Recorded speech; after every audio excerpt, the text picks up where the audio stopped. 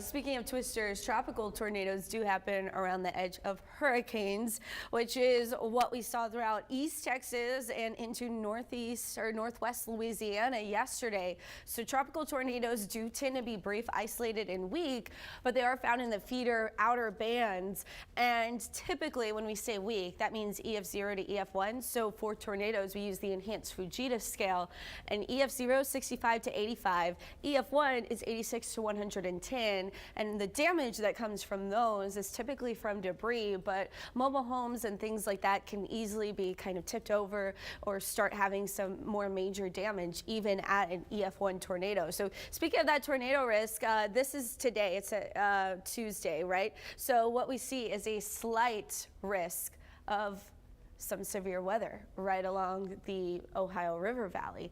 And then we see it move to the northeast. That is from Tropical Depression Beryl's influence. So still causing risk of tornadoes, some heavy rainfall as well. As Beryl tracks its way across the Midwest and into the northeast, you'll see that's where all the heavy rain is.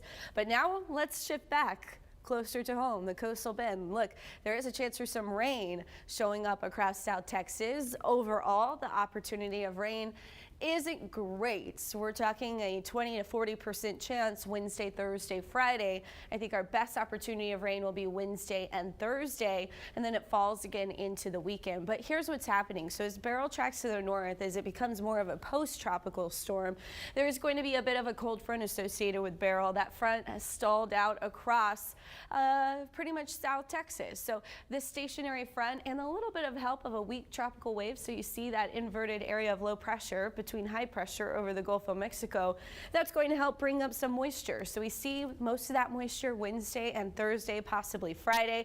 But something else to note, the Bermuda high starting to strengthen. We get that subtropical high ridge taking shape back across the United States. So we are looking hot pretty much for the entire week.